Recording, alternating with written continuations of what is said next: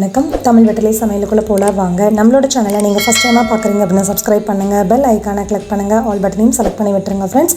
அப்போ தான் நான் தினம் போஸ்ட் பண்ணுற வீடியோ உங்களுக்கு நோட்டிஃபிகேஷனில் வரும். வாங்க வீடியோக்குள்ளே போகலாம். இன்றைக்கி பாகற்காய் வச்சு ஒரு சூப்பரான புளிக்குழம்பு பார்க்க போகிறோம்.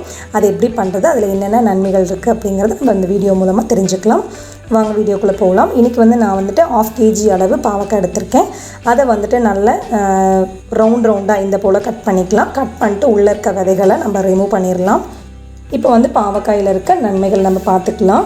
இந்த பாவக்காய் நம்ம சாப்பிட்றதுனால நரம்புகளோட சீரான இயக்கத்துக்கும் எலும்போட ஸ்ட்ரென்த்துக்கும் இது ரொம்பவே ஹெல்ப் பண்ணுது. அதே போல் ஹெச்பி லெவல் கவுண்டிங் கம்மியாக இருக்கிறவங்க நீங்கள் பாவக்காய் எடுத்துக்கிட்டிங்க அப்படின்னா உங்களுக்கு அந்த பிரச்சனையிலேருந்து நீங்கள் சரியாயிடலாம்.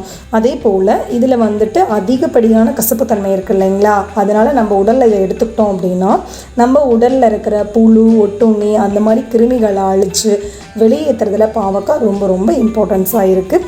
அதே போல் இதில் கசப்பு அமிலம் அதிகமாக இருக்கிறனால இது நம்ம தொடர்ந்து சாப்பிட்டோம் அப்படின்னா நம்ம உடலில் வெள்ளை அணுக்களோட உற்பத்தியை அதிகப்படுத்துறதுக்கு இது ரொம்ப ஹெல்ப் பண்ணுது. அதே போல் இம்யூனிட்டி பவர் இன்க்ரீஸ் பண்ணுறதுக்கு இது ரொம்பவே ஹெல்ப்பாக இருக்குது. இப்போ நம்ம பாவக்காவை எல்லாம் கட் பண்ணியாச்சு. கட் பண்ணதை அந்த உள்ளே இருக்க சீட்ஸ் எல்லாம் ரிமூவ் பண்ணிட்டு நம்ம பேன் ஹீட் பண்ணதுக்கப்புறமா அந்த பேனில் நம்ம கட் பண்ணி வச்ச பாவக்காயை உள்ளே சேர்த்துட்டு 2 ஸ்பூன் அளவு எண்ணெய் சேர்த்துட்டு நல்லா ரோஸ்ட் பண்ணிக்கலாம்.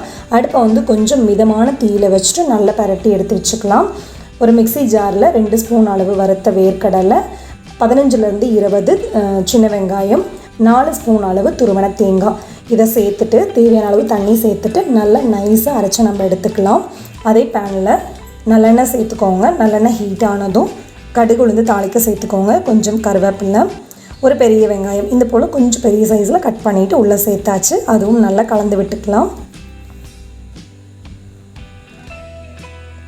நல்லா கலந்ததுக்கப்புறமா ஒரு தக்காளி அதுவும் கொஞ்சம் பெரிய சைஸில் கட் பண்ணிக்கலாம். கட் பண்ணிட்டு உள்ளே நல்லா கலந்து விட்டுக்கலாம். நல்லா கலந்ததுக்கப்புறமா 1/4 ஸ்பூன் அளவு மஞ்சள் தூள் ஆட் பண்ணிக்கலாம். அதுக்கப்புறமா ஒரு 4 பல்லு பூண்டு 1 பாதியமாக தட்டிட்டு நம்ம இதை உள்ளே சேர்த்தாச்சு. அதுவும் நல்லா எண்ணெயில் நம்ம கலந்து விட்டுக்கலாம்.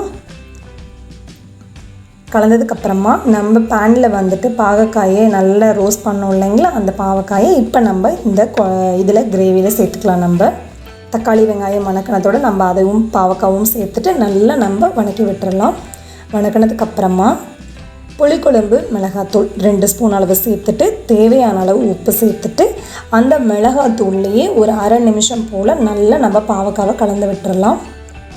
கலந்ததுக்கப்புறமா மீடியம் சைஸ் அளவு எலுமிச்சம்பழம் அளவு புளி எடுத்து அதை கரைச்சிட்டு அந்த தண்ணியை உள்ளே சேர்த்தாச்சு.